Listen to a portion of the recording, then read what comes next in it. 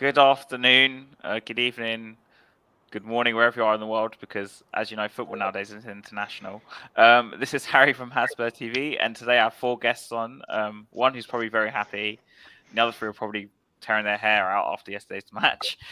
So I'll start with Chris, because Chris, you're probably going to be the happiest person on this show. How are you doing? Believe it or not, I'm doing very well. Thank you very much. A hell of a lot better than I was after the last time we played.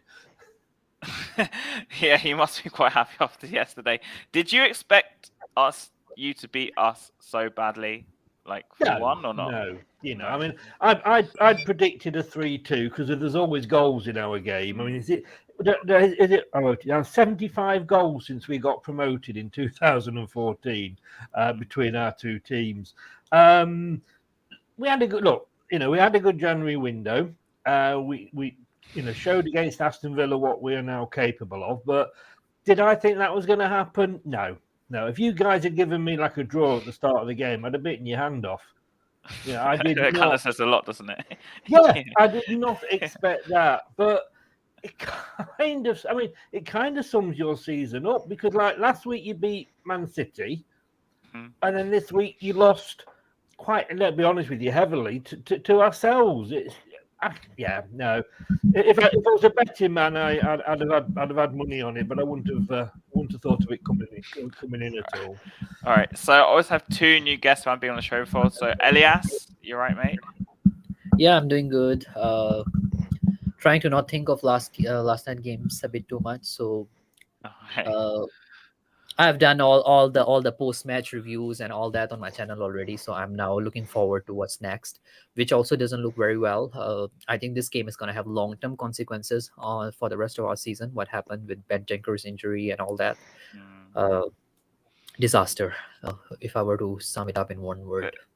We'll talk a bit more in depth about it in a few minutes. But yeah, TJ, you're new to the show. We've done a few shows before, right?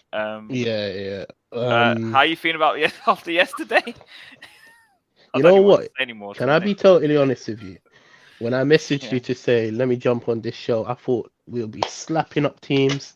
Lovely, but if you don't laugh, you cry. That's how it goes. Tottenham fans. You know what I just don't understand about Spurs? They seem to lack that quality.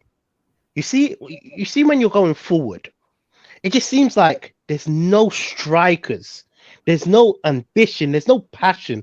They're not playing for the badge. And can I be totally honest with you? I don't think they're playing for Conte. Okay, that's interesting. I just feel like they're just turning up and seeing how the other team plays and just playing for the fun of playing. Because 4 goals, come on, man. No, okay, look. Leicester's a great team. Should have been 5. Leicester's a great team. Yeah. But no offense to Leicester, come on, man. Like, no, honestly, come on. Like, as Spurs fans, we need to put up a riot. Like, we need to put ourselves above and beyond. We shouldn't be getting slapped up by Leicester. Yeah, conceding. Yes, okay, cool, you can concede. But 4 goals in the back of our net. Come on, that's rubbish. That is rubbish. I'm sorry, man. I might be on a little rant, but it's just like... No, it's fine, man. Just watching Spurs honestly gives you PTSD, bro. It's rubbish. It's absolutely nonsense. They don't know how to string passes together. What makes it worse, and I've been saying this from the start of the season, the owners don't show no ambition. We don't bring the players that we need. We've been asking for a goalkeeper. Look, I'll tell you straight. We've been asking for a goalkeeper and a backup striker for the last 5 years. We've been saying these same comments. Oh, we need a goalkeeper to challenge Lloris. We need this and this and that. I'm not saying the goalkeeper was wrong, but come on, man. Like, we shouldn't be in these spots. We should be, at best, drawing to Leicester. No offense to Leicester. The season that Leicester has had, come on, let's be honest with you. At best, we should be drawing to Leicester. Sorry, man. I know it's a long intro. I'll pass it on. I've got more in the tank, but I'm just a bit high. I'm just tired of watching Spurs. Tired. These players are just so bad. I mean, I'm as sleepy out as everyone else, so I can agree with that as much as you. Eugene, I don't remember the last time I went on my show. Was it a couple of weeks ago? Maybe it was a couple of weeks ago. So how you been? I know you said you had to do like 11-day work or something constantly. Was it something like that? Did you manage to skip the game yesterday or not?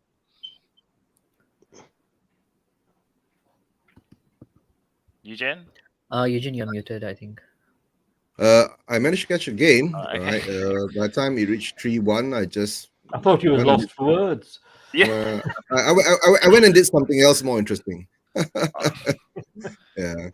No, to tell the truth, guys. Yeah. Flip flop FC. We flip, we flop, we flip, we flop. The fan base flip flops. The club flip flops. Everywhere else flip flops. Right. So, and to tell the truth, I was doing a show with Bob Spur and Stel on Bob's morning show after the M City win, and they were saying, well, Monday wasn't they were it? saying, I think. they were saying 1-0, 3-0, 1-0. Then all of a sudden, I had this flash in my head. Shit, PTSD is coming back. We're gonna lose. It's coming back, yeah.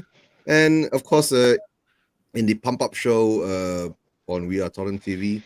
Everyone is saying we're going to smash Leicester. I put in we're going to lose. I said we're going to lose 1-0, just to be humble, right? But being smashed like that, I don't know. We were lost. We weren't playing. Flip flop. It's just flip flop. They choose to play when they want to play. They don't want to. To tell the truth, maybe I've got a conspiracy theory behind it. Elias knows about it, but I won't say it on live. That's all. All right, you can tell us in the private chat. It's okay. Yeah, Backroom chat. Yeah. So Chris, you asked me this question yesterday about when we scored. Did we feel like we'll concede from you? Going off of this comment, Sanchez, Dyer, Davies outlasting all these managers. This is the problem. I told you on your show. Why Conte out, by the way, Chicken Man? I don't understand that one. He's saying lol, as in he doesn't agree with you. Oh, Okay. okay. You know what I'm saying? Anyway, so obviously I pointed to this very thing as the reason why we would concede goals to you guys. 5 years of these same players. I'm sorry. I know you asked him. Carry on. Hold on. I'm just going to be quiet. Okay, I'll ask you next then. Okay, so I'll get to the point. Exactly. He's Conte. Yeah. Okay. Conte, Thanks for clarifying. Don't worry. He's always on my shows. So Chris, you guys managed to sign a centre half in the January window.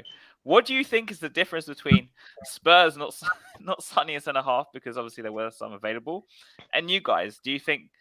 Because I look at Leicester's defence on paper, I would take that defence over Spurs' back line any day of the week. I don't care what anyone says. 1,000%. Yeah, but the thing is, 3 games ago we didn't have that defence. We were in a position in the summer where we were trying to keep within FFP rules. To any Manchester City fans watching, that's financial fair play. You won't know about that, but we were trying to stay within the rules, so we weren't able to buy anybody because of we got the full squad, and we had we didn't want to break the rules because we thought if we got into Europe we would have been kicked out had we done so. We only bought Wout Faes when we sold Fofana. That was the only reason we could go out and buy him. We had an awful start to the season. TJ, you said earlier, you should have been beating us. Look at our season. The highest team we'd beaten all season were Aston Villa up until yesterday. No top 10 side. But it was obvious that we needed 3 positions filling, which was left back, centre back, and right wing.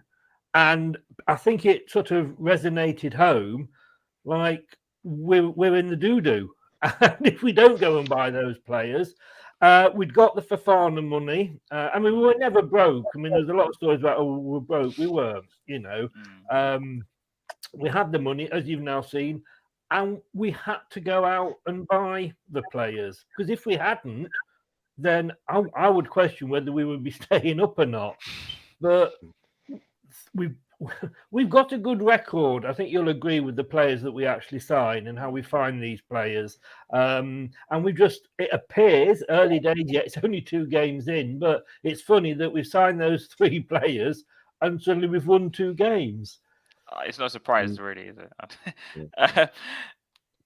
Well, I sorry, mean, I my would have expected it to be, But yeah, Chris, you must also remember our great chairman said that we will only buy players we can afford to for the managers. So we couldn't If you afford don't any- ask him, Chris, how much did Souters cost? Was he like 16 million or something? yeah. 15 I'm not 100% sure, but none of our players, we It costs a lot. cannot afford to go out and buy 80 million pound players. Mm. We're not in that league. We need to extend the ground, obviously, to try and comply with FFP and what we spend, etc. And that is going to happen. We are extending the ground, but when we extend the ground, we'll still have a smaller ground than Manchester United have got.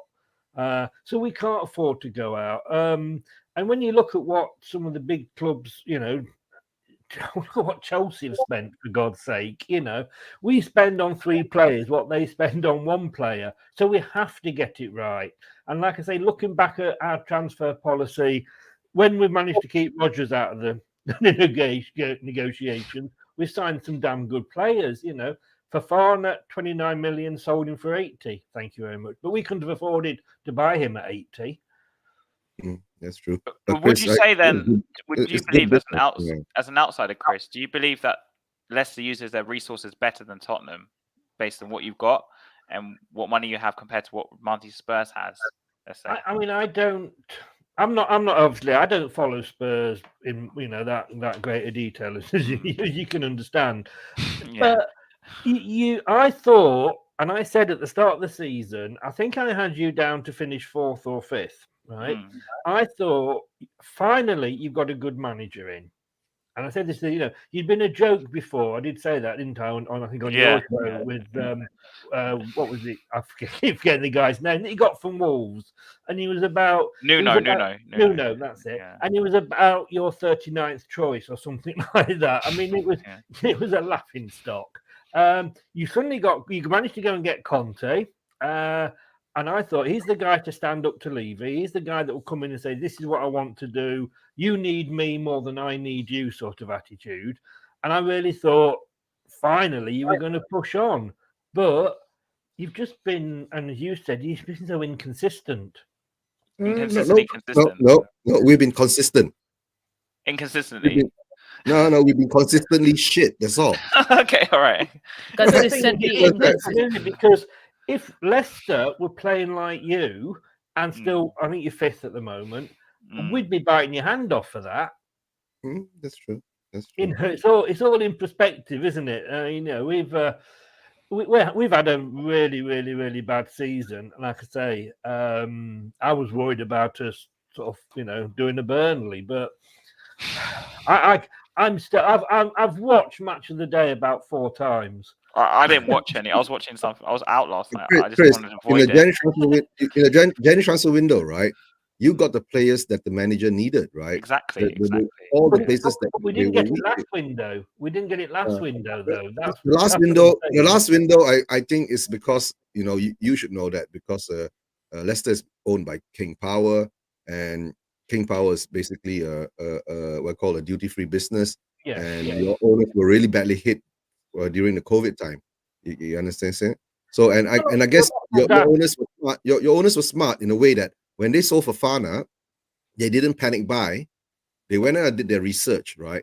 And they gave in the transfer window and got the 3 players in that they thought, or now we see, are actually helping you got the team out overall. For Spurs, the whole fan base knew what we needed, and we still haven't gotten them, right? So I keep saying, right? Spurs is a graveyard for bank average players to go there and retire and die. Simple as that, right? Oh my God, Eric Dyer, Eric Dyer, Ben Davis, Sanchez, right? Come on, it is what it is. But I mean, you're totally right with 100% with that. I won't argue with that. But like I say, unfortunately, our chairman, who's a great chairman, absolutely love him to bits. Obviously, you know, all that he's done for us, but he didn't come out and explain that. When we were thinking, why aren't we buying it? We didn't know what was going on, and he didn't come out until transfer deadline day for the summer to say. And we all kind of went, "Oh, yeah, we get it now." So there's a lot of unrest caused from that. But again, if you look at yesterday's game, and you guys said this about the first game, that at half time you were worried that we might actually beat you, and then it all went bottoms up. Yesterday, when you went 1-0 up, I wasn't surprised because you were the better team at that point. For the first 15 Were minutes. we? Were we? I No, think for the you first were. 15 minutes, we were. No, I think With a better yeah. team in the first 15 minutes. We Yeah. pressed, we created all the chances, right? And we got the goal. The sad part is that after we got a goal, we just lifted off the pedal and just sank backwards. We go a goal down and that's it. Our heads go down. But the last two games, 3 times in the last 2 games we've been behind, and we've gone on to win those games. But no, that first 25 minutes, and say you scored the goal. I think it was 3 corners in a row. I just sat in thinking, here we go. It's just going to be another one. So I thought I said at that point, I said on the watch along that you were the better team, and I just can't believe your defending was absolutely. It was Leicester-esque. It really was. Harry What defending? Harry Maguire. What was it? James Maddison. Just seeing him on the TV. James Maddison had the freedom of the of your penalty box when he got that second goal. The defending was absolutely dire. No pun intended. Oh my god, I can't believe he's still at Tottenham. Elias, are you there? Elias, you're on mute. Elias. Yeah, I'm there. Yeah. I'm there. Sorry, I was going to ask you something. So, obviously, Chris mentions how in the first 25 minutes he felt Spurs were in the ascendancy. What do you think changed after the goal? I think we were overconfident. Like some of our fans, we have that tendency that when we have things going slightly our way, we let our hair down, and I think we did let our hair down. We were overconfident, and the shape changed behind. You could see that the back line was out of their discipline. It was all over the place. Since then, it was shambolic, and I think they were not disciplined even after the second half. The shape was out of order, and that's where we lack. Like, our team needs to learn how to be organized and how to stay in the shape. That was totally lacking there, and I think that costed us. The back line Yeah, was I know, all but Elias, but the problem is that we were the contrast between the M City game and the Leicester game. That is the thing I don't understand. You get what I'm saying? How can we be like that at one game and be like this in one game? You see, there is something inherently wrong somewhere. Something. Yeah. I know what you're trying to say. However, there's a difference between the City game and the Leicester game. City game, you are playing under a massive pressure. You are playing with a side that has players like Erling Haaland and all that. You're on your toes for that game, definitely. This game, you're overconfident, and that overconfidence costed you because you're out of shape due to that. And I think our players, they lack that mentality. They lack that organizational structure in their shape, which was there for the City game. I think ask those who coach or who are professional in this field, you can tell the difference between the shape that they had for the City game and the shape that they had for this game. It was totally out of place. And I guess the difference is when we play teams like City, Chelsea, or Liverpool, we have that tendency. Yeah, we take those games seriously. But here, we did not take this game seriously. And that's the problem with our players. They are just too immature. They are not that kind of players like who they are not professional enough to understand that when you can give that sort of a performance for the City game, you should be giving the same amount of performance or the same sort of performance for the Leicester game as well. Though Leicester are at the bottom of the table, they are battling relegation and all that. It doesn't matter. You show the I think they're same. battling relegation, but anyway. We were. No, in fact, we were earlier on. Yeah, you were. Right. Sorry. Mid-table. You should show the same amount of professionalism for that game, the same that you showed for the City game. And I think that was the problem there yesterday. So do you not think because Dyer was diabolical, excuse the pun? He Don't was. you He think was. it's his don't you think it's his responsibility to organise that back line? Because he's playing the middle of the back five. After I 5 know years, you I think know where this you're guy's going to getting. learn? No, I'm just saying I it's don't not know his why you rely on these responsibility. players. I'm sorry. It's like I'm sorry. I'm sorry to butt in, but No, you when just you say what you mention want to say. players like Dyer, Ben Yeah. Davis, they've been in this club for about 5 years. No, it's not They 8, 9 have. years now, I think. More than that. More Okay, than even that. more, even more. Yeah. Thank you for upsetting me even more. Okay, sorry, just And- Davis the facts, Berghuis right? And- And 5 years ago, 8 years ago, they wasn't good enough.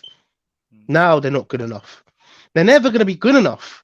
When you have a team that holds their players until their blood and sweat is dripped off them, what do you expect? Our team lacks with age. Think about it. All our players are aging. We don't have no young bloods, like young talent that we're going to be like, oh, he's our future. Look, when players like Harry Kane retire, who's going to replace them? We just lack. Our team is just not good enough. And look, that Leicester game, I agree that we took them. We put our. I think we came overconfident, in my opinion. The way we started out, we got the goal first, and I felt like yes, they just decided to stop defending, stop running back. You know how Conte plays as a free back? He usually uses his wing backs as like a midfield pair, you know? Most of the goals that went into the back of the net, our defense was all over the place. We didn't have nobody back, nobody to cover. It didn't help that Dyer was making diabolical errors. Every single touch was so. I don't know. Listen, maybe I'm just a negative fan. Maybe I've watched this too much. I'm a young fan as well. I'm only 23, but I've been supporting Spurs for about 14 years. It's the same shit, different day, man.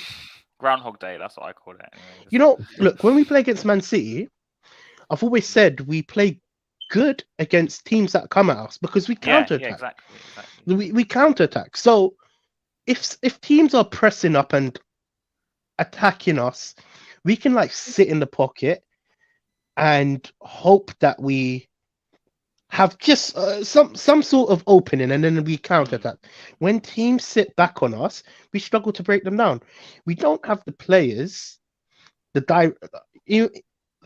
I'm a Contean fan. However, we need to start questioning if these players play in a Conte system. Because if it doesn't work, that is for the manager, in my opinion, to switch up, change it up. But TJ, I feel like. Sorry, Why just to counter should- that, I'm not saying you're wrong, Sorry. by the way, but don't you I think got these a players lot of can't play in things any to- system? But then look, when you're bringing out quotes like that, where are we going then? That's my point. Because the thing is, for me as a football fan, yeah, until you sort out that defense, you can't play a 4 or a 5 or a 6 or whatever number you want to put. Ideally, you sort out the goalkeeper first, in my opinion. Yeah, and you build the from defense. goalkeeper, defense, midfield, and attack. Really and truly, what we've done, we've got good attacking players, but we just got our backline just needs a refresh. We need to sell all these players. Look, for the last 5 years, if you look at the compare us to Arsenal, because they're our rivals, so we should actually compare ourselves to our rivals. Last 5 years, I think Arsenal's managers, there's been about 5. Une, Une, someone else, cool, whatever. Freddie Ljungberg, yeah. From that Arsenal team, only 2 of their players still play from, I think, Une Emery, so something like that. I saw it online. Une Emery. Only 2 of their players, that's Granit Xhaka. From Emery, you mean? Yeah, from Emery. Yeah. I know what you're talking about. That's Xhaka, that is, and I think that is Thomas Partey, I think. I can't remember. To be honest with you, I can't remember. My It's point probably is those this: two. I think you're probably right. Yeah. from Pochettino, from Pochettino's era, how many players are actually in our squad? And we still have. We've got Dyer, Ben Davis. Look, I'm Sanchez. gonna name. Sanchez. We still got Lo Celso. We still got Ndombele. We still got all these players in our squad. Regular. Okay, they might be on loan, but they're still at Tottenham. My point is So this: Regulan was bought later. He's not Poch time. Thank you. What? At least Scott gets it. what are we going to do you're right, next? mate. What is our plan? Where is our central direction? Look, it's pointless us buying players if we don't have no direction. Look, I said this about Porro as well. Look, personally, I was gassed that Porro came to Tottenham. I was happy, you know. But if we don't have a plan, there's no point of getting Porro. Because then the next manager's gonna come and be like, "Oh, these players don't suit my style. Oh, this formation. I need a manager that is going to be here for a long-term project.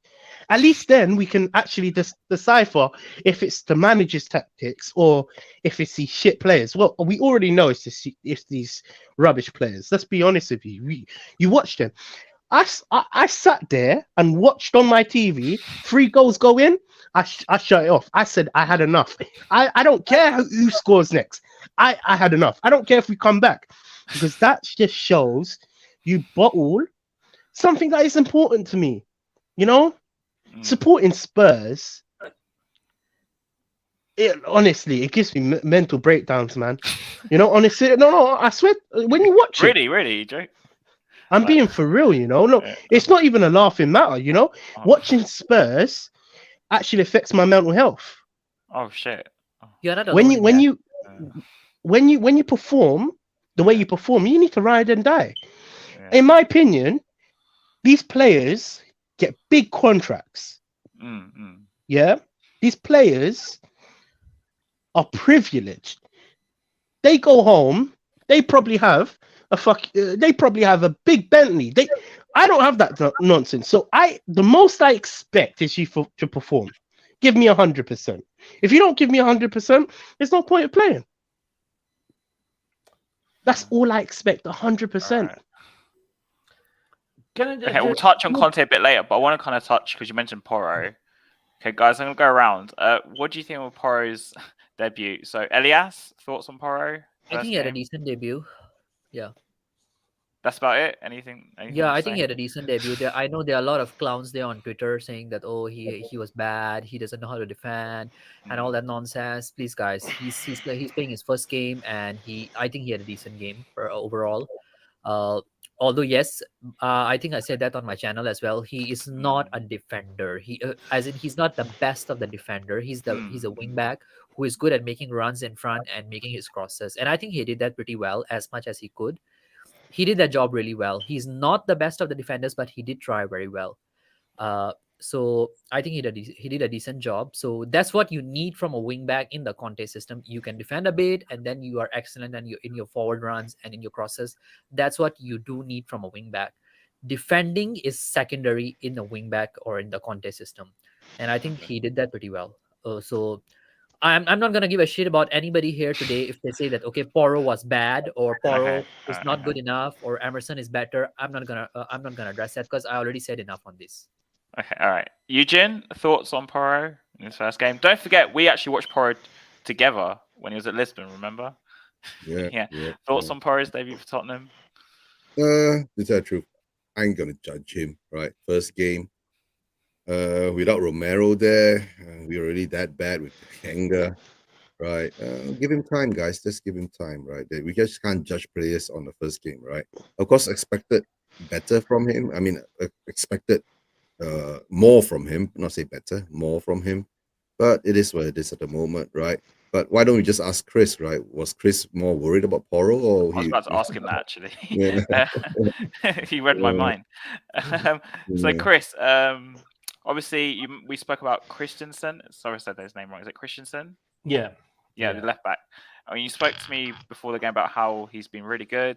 Did you feel like he controlled Porro, or what do you think happened down that side? I mean, I was listening and I've just been reading then about, that great pundit, Tim Sherwood.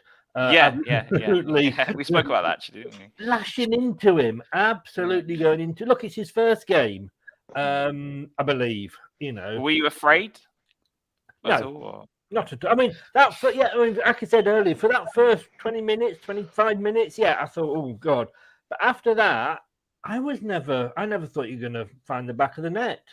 Danny Ward could have gone off and gone for a pee and come back on and he wouldn't have scored. So no, there was no threat there.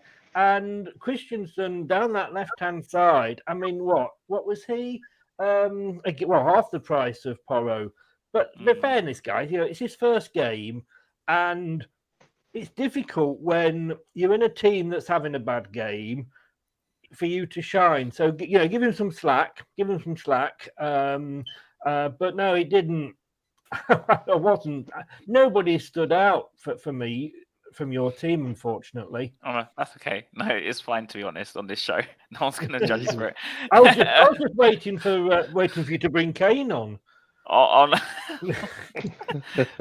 so I'm going to TJ on this, and then I'll go to Elias, because obviously you've heard some people on Twitter and in some Spurs YouTube channels, I don't know who exactly it was, but I've heard off the grapevine that people were saying Romero, he did the right thing getting sent off against City and all this. TJ, thoughts on the fact that we had to play Tanganga instead of Romero yesterday? But that made a difference. The right thing. Yeah. What type of fans are we? I don't understand. That's what I've been told. So. I don't understand. Look, this is not even a debate, bro. I don't know. You done the right. Is that what fans are saying? Oh, okay, look. Yeah. Look, I'm sorry. You caught me on the worstest day to talk about Spurs. Worst. Honestly. I'm going to add you to the group chat. It's going to be interesting now. Okay. How? Okay, wait. Look, cool. Yeah. Don't get me wrong. It's not me. It's just some people were saying he was right to take the red, so we won the game. In fact, what Listen, I'm trying to say, yeah, all I'm saying, they must have had a good game. They saw us beating Man City, drinking it up, and they decided to fiddle their fingers and send that to you. But let me tell you straight. I have to admit that Romero needs to be coached a bit more. He's not disciplined. Don't get me wrong.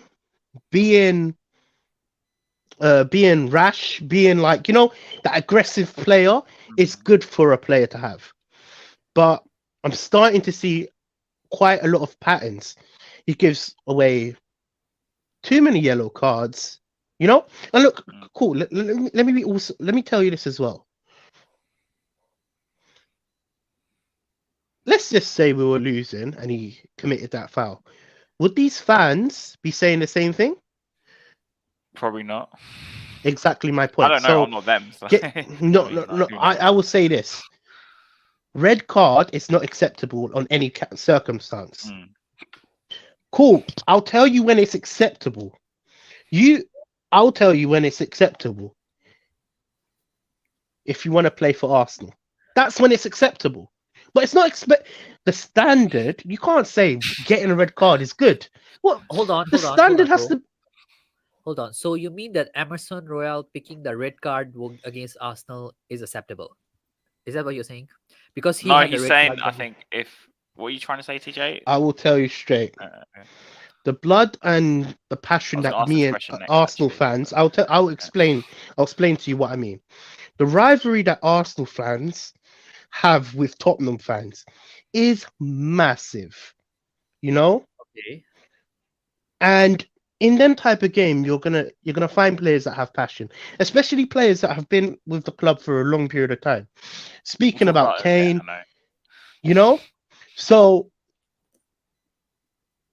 yes, silly decisions are made at silly times. I'm not justifying why a red card happens. However, if you was to pick any game and it was Arsenal against Tottenham, I would say maybe that's acceptable. Because in my opinion, your rivalry is a team that you just dislike. You play 2 times harder. You fight for the ball. You're more aggressive. Rivalry, it's not just a normal game. You don't understand. Well, you do understand if you're Tottenham fans. Arsenal and Tottenham. It's a really big fixture. That's like a cup final. At the start of the season, I look for 2 fixtures, and I'll tell you straight, it's Arsenal and Tottenham, the derbies. Yeah, that's same with me. And I if you're a agree. Tottenham fan, I'm hoping you do the same, because then you know how it's them to. It don't even have to be a cup final. In my opinion, cool. This might get clipped, but I will Right, okay. say it with my chest. Let's get Yeah? ready. Let's clip it later. Arsenal and Tottenham. When we play against them, is probably bigger than winning the FA Cup. Obviously, it's coming from a Spurs fan that hasn't won cups for a long time, but it's on the same level. If you understand where I'm coming from. That's mad. To tell the truth, right, TJ, I think that's the problem with our fans, is that we only see one game that we have to be that passionate, that aggressive, or that Be whatever. every game. We should be every game doing it if we want I to win. just I something. agree. No. I agree. No, I agree. I totally agree that's the with thing. you. The thing is that sometimes how I see it is, right, if we go in and think that we're gonna play Leicester, it's a pushover game. We're gonna win. We're gonna, like what you guys were saying. We went in that game beating M City, being overconfident, and going 1 goal up. Right? Have you not noticed this? Whenever we go 1 goal up, right, or whenever a team scores 1 goal against us, right, we concede quite quickly after that. That's the problem. What Somehow or another, do you think that comes down to? Do you think that comes down to coaching? Lack of professionalism. No, that comes down to our defense sucks. Simple as that. Is okay. Right. It is defense. Yes, I agree with you, bro. But Yeah, it's our defense overall sucks. problem in the midfield as well. It's overall sometimes a it's- problem with your The attack problem as is well. everywhere at the moment. We can see it. It's everywhere. We had 2 transfer windows. We were supposed to have the best transfer window this coming the summer transfer window passed. It was supposed to be the big one. We were supposed to solve all our problems there. And then what happened? We never solved our problems. We never got the goalkeeper that we needed to be a backup for Lloris, right? We never got the defenders that we needed to actually get rid of Dyer and Davis and all that, right? And we never got the actual wing backs, right? Left and right, right? At the moment now, what we see from Sessegnon and Perisic is all shit. So, what are we going to By play? the way, Chris is as well. Sessegnon is out for 6 weeks. Yeah, he's injured again. Yeah, Sessegnon is injured again, right? No surprise there. No surprise. Yeah, and we're stuck with Perisic. again. Perisic, Yeah. So, and we can't bring academy players forward. So, what does it show? So Elias, you were a massive critic of Tanganga yesterday. I saw you on the show, on Will's show. Yeah, for like an I hour mean, before I said. okay. No, sorry. Let me this- get to the point. Sorry, and then Yeah. I'll ask you a question. I'm not. But so, do you think Romero, if he played yesterday, would have made a difference compared to Of course, Tanganga? he would have made a difference. I think if Romero would have played alongside Dyer, I think that would have made a big difference because Tanganga was not good enough. Although, yes, I feel that Dyer was kind of like the worst player of the game, but there was not much difference between Tanganga. I know you said that this morning I saw your comment actually there. You said that the Tanganga is like 5 out of 10 and Dyer is 0 out of 10, bro. You are massively hyping up Tanganga. He is just as bad as any of the guys on either side. I think we have been seeing him for a few years as well now, and there's no way that actually you can say that this guy has any chance of improving in this squad. It's been there for 3-4 years already. I know he's an academy player, he's a youngster and all that sort of thing. As a youngster, you're supposed to be agile, you're supposed to be proactive. If let's say you lack in pace as a youngster already, I think it says a lot about your. But Tanganga has pace though. But he makes stupid errors. Actually, his pace is bad. Have you ever seen him making a run behind when the defender, when the forward is going past him? Have you ever seen him? How many times does he actually manage to catch a defender? Or how many times has he catch a defender, catch a forward cleanly?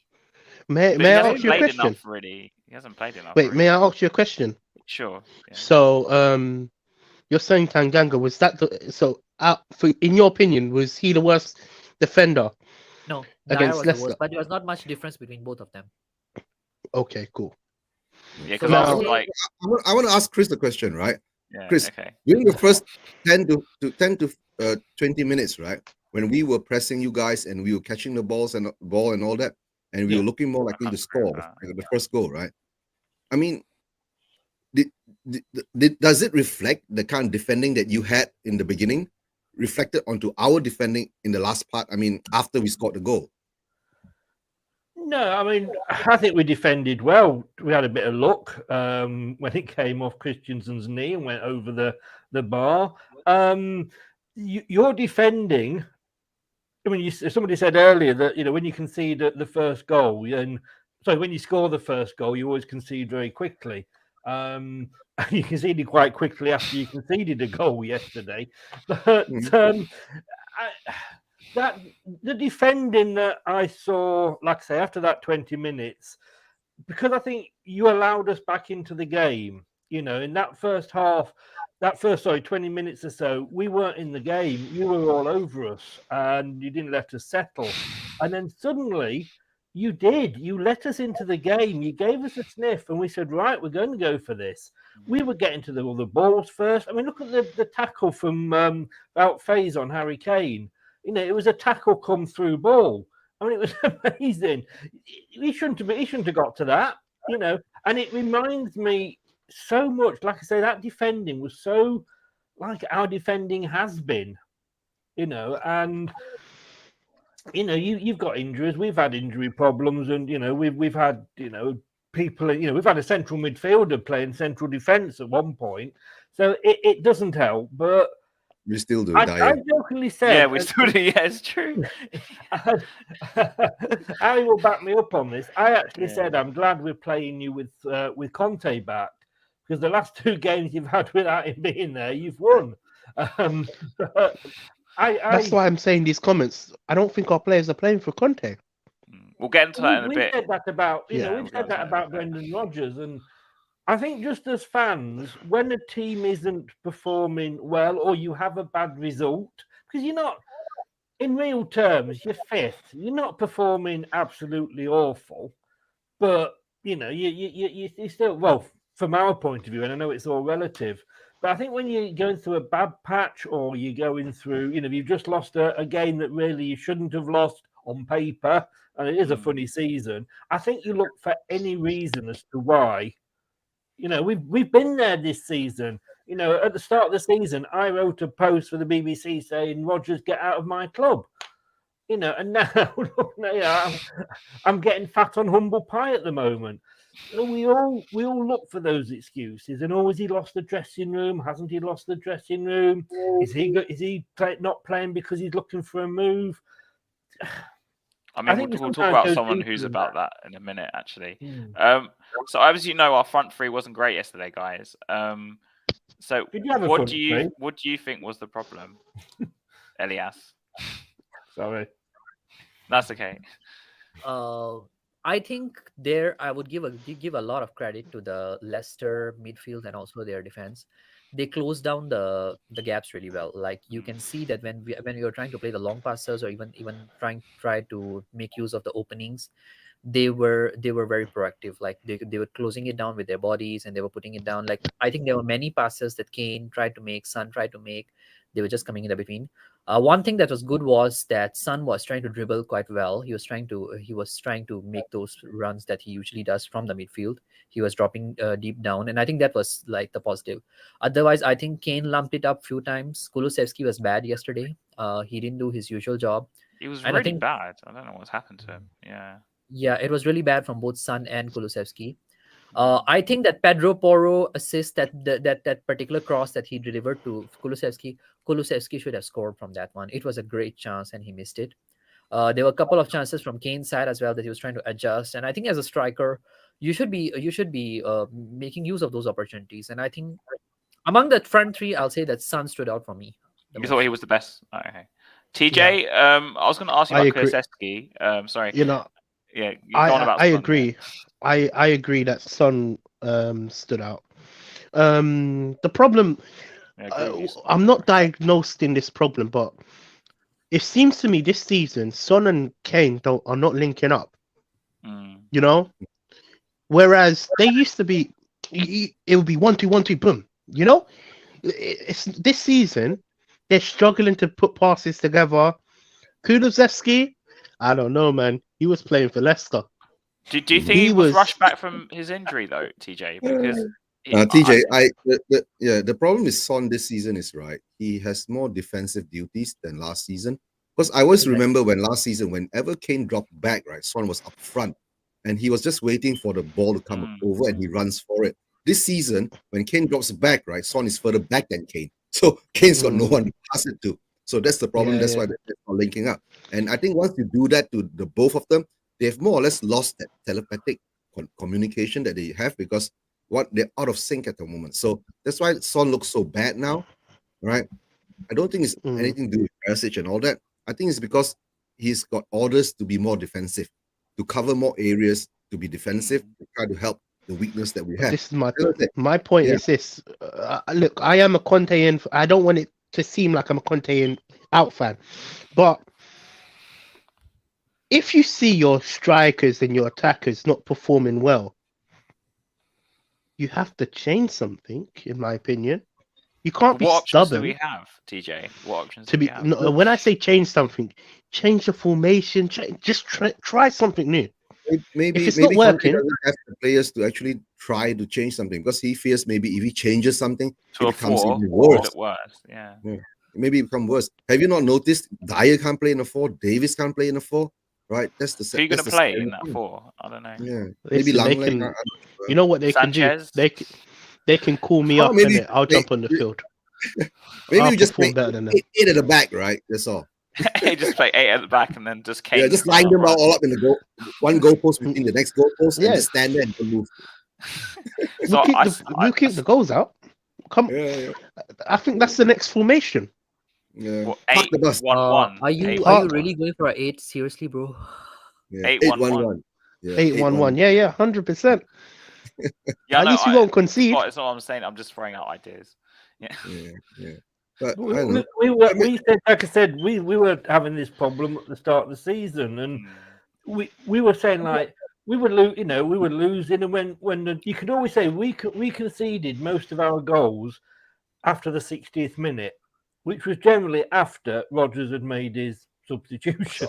All right. Okay. And you look at, and somebody, I think it was Rob Tanner of the Athletic, said that we didn't have a small squad, but there was a small set of players that Brendan Rodgers trusted. And we had like Soyuncu on the bench, who he was a couple of seasons ago was a great defender, couldn't get on unless we were playing Gillingham in the League Cup or whatever it was, and maybe that's the problem with because you've got, obviously we've all got the same size squad, so there's no excuse there. But does Conte only pick the same players all the time? I don't know. Yeah, he does pretty much. But the thing is that, Chris, right? For you guys in the early part of the season, I mean the first half of the season, your defense was really bad consistently. Because he wasn't your defense was consistently bad, right? Yeah. Our defense, right, sometimes will be brilliant, right, and sometimes it will be bad, right, and sometimes it will be brilliant. So it's flip-flopping up and down. It's like a roller coaster ride. Like, you were brilliant against M City. We were so bad against Leicester, right? We were brilliant against Fulham. I'm not going to even take Preston into the game, right? We were so bad against Aston Villa, right? We were so, it goes up and down. So the thing is that why can't we find a consistency? If we were shit, right, we were shit all the way, then it shows where the problem lies. But that's the problem. That's why our fans. Do you think it's the personnel, Eugene, or do you think it's who we're playing against, or the tactics? Would you pinpoint it to? It's the personnel. The inconsistency. I'll tell you, Harry. It's all of the above. Everything. All of the above. And, okay, so I'm going to ask this question. Now I have Chris on. He's a Leicester fan. I started this earlier.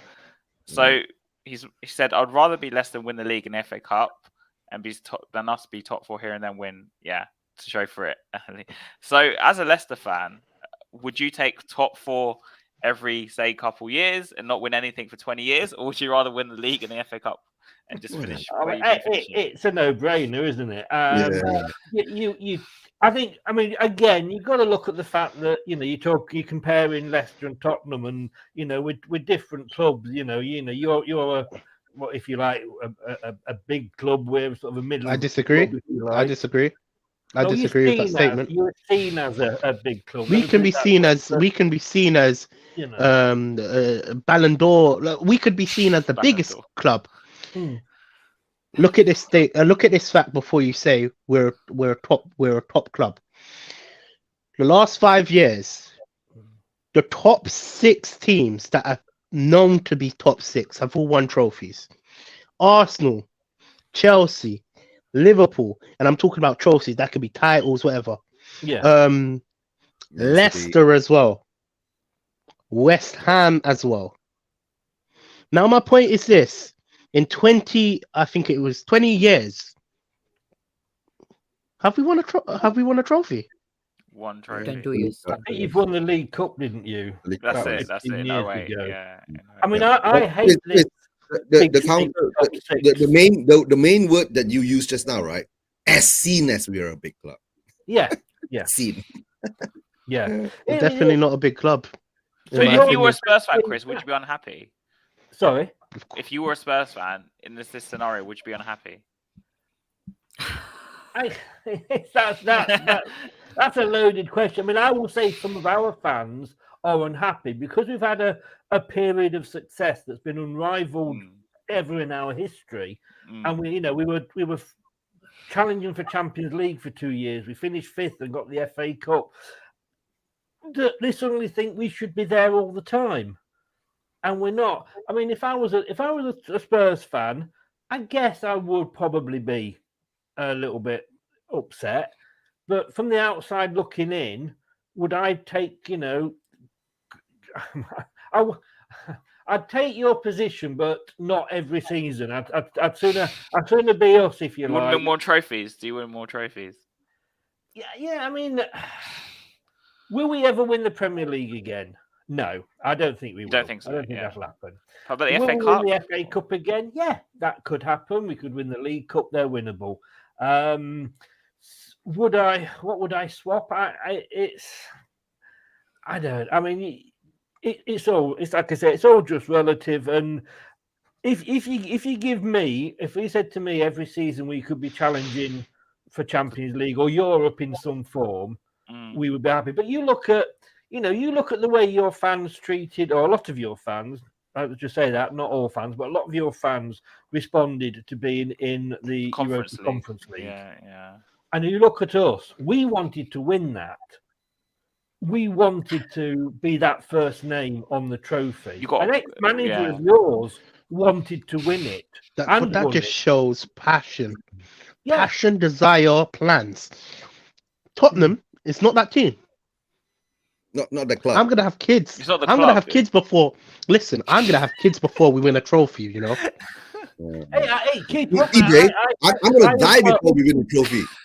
I've got the child, and I never thought I'd say this. I've got a child that was with me when we won the Premier League. A child that I took to Champions League matches, and we were both crying when we won the FA Cup. I'm 61. I never thought I'd see any of that in my lifetime. So you're only young. You've got plenty of time. So in 30 years, you'll have to wait to Yeah, possibly. But I tell you what, you'll bloody enjoy it when it comes along. But I'm the span of the 40 years, so I've seen the 91 and the 2008. But I mean, you've seen trophies at least, bro. I've seen 2. 99 and 08. I was at both of those games, actually. I've only seen Audi Cup and Walter Tool Memorial Cup. You were lucky in that. I've seen it on the TV. You've seen it on the TV? The black and white TV, man. You know, I've seen it. I've seen FA Cup as well, by the way. It's funny because you know, we had this past couple of seasons with Arsenal fans, sort of saying like, well, this. I mean, speaking of it, I mean, Luca just popped Luca, big up Luca. Be very afraid. I mean, what will be, but I'm more confident, obviously, now. But Luca's the prime example. Love you, Luca, but it's like you were so depressed because you hadn't won anything for sort of 5 or 6 years. You were suddenly, we should be. We're not. We're too good to be in the Europa League or the Conference League. We should be top 4 and winning things. Why? Oh, because we're Arsenal. And it's like, well, so what? Go 40 years without winning a trophy. Go 30 years. Man United fans. And the problem is they've had so much success that the younger Man United fans don't remember not having had success. That's the But problem. can I ask you a question? What do you deem as success? Because Well, you've got to most say people success deem is trophies people as winning success. Trophies. Yeah. Correct. So Leicester, in my opinion, is a More successful club. Yeah. More It's a successful very than Tottenham. Yeah. More successful than Tottenham. Like I said, last 5 years, In the modern I era. mentioned every single team. Well, top 6, 7, 8, apart from Tottenham. And if Newcastle wins a trophy this year, that's another one on the list. Yeah. Newcastle, yeah. Newcastle going to Yeah. overtake us, I think. Yeah. I think they They will, will. unfortunately. Newcastle's already overtaken us. You know, In the table. you've No, got Deeming I don't success- disagree with you, TJ, that Leicester Go on. has been successful. Yes, they have been successful. However, their success has also come at the cost of their inconsistency. We have been consistent yet unsuccessful. They have been successful yet inconsistent. I agree with Would what you just said you there. rather be No, successful? Yeah, I'd rather No, be no. successful. and What I was consistent. just about to say. What is the point? What is the point of finishing top 4 if you have no success for the last 22 years? If you can tell me the point, we might as well finish at 7th. Try go for the Conference League or whatever. You know, to be fair, I don't really care. Our club is not successful. Success is built by I agree. trophies. I agree. Yeah, we always say, oh, we have one of the best strikers in the whole world. But you know what's stopping him from becoming world class? Us. Tottenham. Okay, I but guarantee you, if he was to move to Chelsea, Arsenal, I hope he don't go to Arsenal. I know he's an Arsenal fan, but let's just hope that never happens.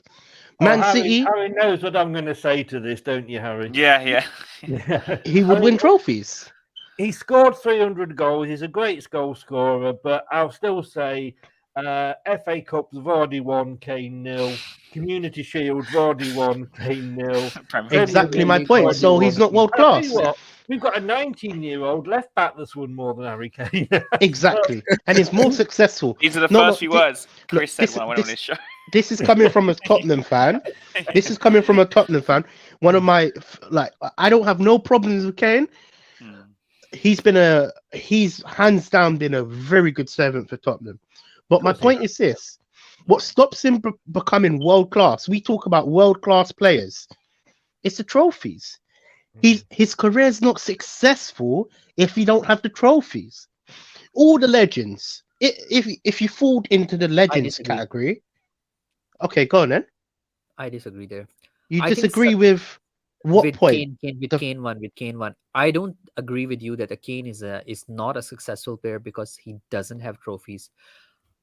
Actually, trophies does determine a team success, but overall, for a player like Kane, I think he's successful.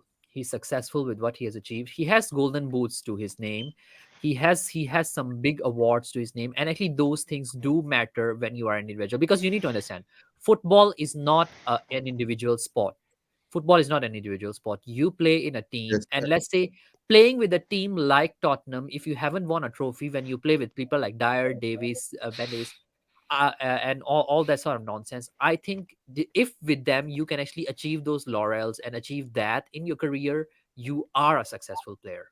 You are a successful player. What I'm going to say to If debunk your I- argument, what makes Aguero world class? What attributes make him world class? His records, his records. professionalism, his records. Exactly. Hey, Now, you're right. wait. How many goals? What's the goal difference between Aguero and Kane? I think it's like 16 goals or so, something like that. Kane has 16 more than him. 16 more than him. Yep. Now, I'm just going to put it to the comment section. Who was the better player? Aguero or Kane, is it? Is that what you're Why? Why? Why is Aguero a better player? There's a neutral here. asking? No, you are I asking, would is go Aguero for a better Aguero player or because he's Kane? got a Yeah, is better player? Aguero a better player than Kane? No, he's not. Why not? Aguero is not a better player than Kane. I'm No actually with way. why- Elias on this. Actually with Elias on this. Yeah. I agree with Why Elias. not? Aguero Why is he not a no better way player than better Kane? player than- He's not. He's just not a better He's won player. nearly everything. Uh-huh. Yep. But He's can got the you goals. say, okay, can you say that at the time Aguero was of Kane's age, every single team wanted Aguero that badly as right now every single My- team want Kane? My Was he point at- is, I'm not saying Kane. I want to get this correct. I'm not saying Kane is not a good striker. Yes, you score goals. You're a striker to score goals. That is your requirement. As a striker, you're meant to score goals. But to Yes. make you successful, you have to win trophies. You have to look. Honestly, look at all the You don't all the win world. trophies. You I don't kind win of agree with trophies for Scott and Elias yourself. on this. I think You Kane's a don't better win player. trophies for yourself. A team win a trophy. Kane is not the only one winning you Trophies trophies. Trophies all is right. what Guys, the thing deems is you that as successful. you must see how you want to categorize success. All right. Number one, now Kane personally, he's successful in what he's done for his own personal self. Exactly. Yeah. Right. Yeah. But when you say whether his success equates him to be a legend, then the trophies have to come in. That's how I see I think it. Eugen's spot on with that, actually. You can say. Yeah. I Then agree the with what you just I said mean, there. yeah. No, I agree. Yeah. I totally agree with you. That's what. Success, world class, legend. Two to three levels. But Kane right? is world class, isn't he? We have to He agree. is world class. No, Yeah. he's world class. Yeah. Okay. Because I will accept him as world class because he has won the Golden Boot before in the World Cup. That puts him at world class, right? But to be a legend, he has Yeah, not won win any trophies. So, He can't be a legend yet. so by that thing, We're gonna win the FA Cup this season. And if he wins it, no, that's my point. Chris, If he wins it, yeah, Chris. Yeah. I will happily say this guy is the guy. Kane is he's completed he's gonna stop all the haters. I'm not a hater. I love Kane. Let me ask this question: who's the better player, Kane or Vardy? Kane. Kane. All day long. Kane, wait. Vardy, yeah, and I'm not taking sides. I'm just saying who's the better player, But Kane. Vardy's a legend because he won the Premier League. Vardy so has yeah, won yeah. 3 trophies there that I've just said. He's also won Yeah, the but second division championship. So, Yeah. whilst I see where you're coming from, TJ, I don't think Vardy's necessarily a better player than Kane. Can't believe I'm saying this, but he has won more trophies. Success is relative as to what you judging that success by. Like I said, agree. Leicester is winning Hands the up. Premier League. Hands up. I agree with what you're saying. Temporary and class is permanent. Yeah, by the way. Oh, say that again. Success is temporary and class is permanent. Success is temporary. Yeah. No, success is temporary. Form is temporary. I think form is temporary. Class Success is temporary as well. Uh. Okay, let me ask you a question. For example, Chris, do you think in 10 to 20 years time everybody would remember Jamie Vardy, who he was, and or like say, I agree with Chris on this. maybe Leicester fans might, but let's just say we will remember Vardy. 20 years. Let's just say 20 I'm years. sorry. No, 20 years now. I don't think I you'll be agree talking with about that, Vardy. no. I think I mean, But we won't when be I talking became a about fan, him, but we will remember Vardy. You get what I'm saying? Not? I always remember Vardy because played Vardy beat in us. every single round of the FA Cup. That's from qualifying through to a final. He's won. Okay, he's won a Golden Boot. He's won 11 in. He scored 11 in 11. Well, actually, he scored more because he got a couple of goals in one game. When did Kane ever score in 11 consecutive games? He's won the Premier League. He's won the Community Shield. He's won the 11 consecutive times. Did you say? Yeah, the Premier League. He got 11. When they won the Premier League title. I remember that. Who knows whether we'll ever see a film actually, about nobody him? even Of course knows we'll be Vardy these days. Who knows Vardy these days? I mean, even if you Scott go, doesn't I mean, agree. maybe in UK, yes, but you go around in other countries and actually Scott's ask them, not do you even know Jamie Vardy? Nobody knows Jamie Vardy. Seriously. Oh, I mean, come on. Look, I seriously. was in Norway on a cruise. I was above the Arctic Circle. I went 2 hours drive inside to see the Northern Lights, right at the top of Norway. And I'm stood there with a Leicester scarf on because it was bloody cold, as you can imagine. And somebody behind me shouted, "Oh, a Leicester City fan." And I thought it was another guy on the cruise. No, it was a local Norwegian guy who came up and said, "I remember Leicester, Jamie Vardy, Riyad Mahrez, N'Golo Kante. Yeah, I doubt. He probably will have heard of Kane, but you But can't that Leicester say, side is I'm sorry. legendary, Chris. I would say because Yeah. what they did was unprecedented. Yeah. Yeah. 5,000 to He 1. will be remembered. I agree with a lot of what you said, but not with that. I'm sorry. He will be. I think we're going to move on from this because I didn't expect this to happen. So before we But dig into again, Milan, who would you say is a better player? Is it Kane or is it Vardy? Like, let's say, for me Kane. personally, Kane. But who as would be if we talk remembered? about Who would be Premier League remembered legend, I more think in the Vardy history probably books? has got more of a case. Who would Kane. be Vardy will be remembered more in the history more. books? No, Kane Yeah. will be remembered more. Why would you say No, that? you look back and you go, right, what has Kane won? And I keep coming back to this, but look at it. What will he be remembered for? He has records He'll be that remembered are by way. Spurs fans. He will be remembered by Spurs Expect fans this. for being their top goal scorer. Will Arsenal remember him for that? He's an English Arsenal legend fans, as well. Man He's an United English fans? legend. He'll be remembered by England He's fans. for Let's what? be England's honest with top you. goal scorer. What has he done that makes him a legend? He is goal England's scorer. top No, goal scorer. we're not saying he's a legend. We just say he'll be Oh. remembered. He's not a And did he legend. win every cup this season? He's a legend.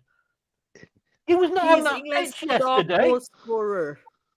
Yeah, and you'll remember him at Spurs, but Leicester, we won't remember him. I'm actually with Chris on this. I do think that Vardy will probably be remembered more because he won the title. Yeah. And what Leicester It's did story. was unprecedented. Yeah. If you were, I knew I was there. Do you remember Ruud van Nistelrooy? Yeah, I do. Yeah. Yeah, because he Yeah. scored. And It was one of the past- things about him was he It was scored. past 10 my in time, 10. but yep. But put this: say if Henri was playing at Arsenal, let's give a scenario too. Henri was playing at Arsenal and he didn't win anything.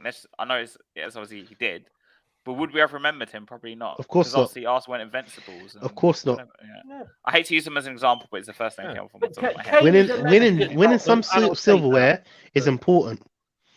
For his own sake as well. For Kane's own sake. This is why I'm saying he has to leave. No, I The agree best with you, thing for TJ. Kane, he has to go. Yeah. Because his if own he doesn't sake, go, yeah. he's sacrificing his whole career. And What- which, All I will say in the It's end a of it is, legacy. come back to me when he scored 12 in 12. Mm. I'll come back to you when we win the FA I knew Cup. it's right there.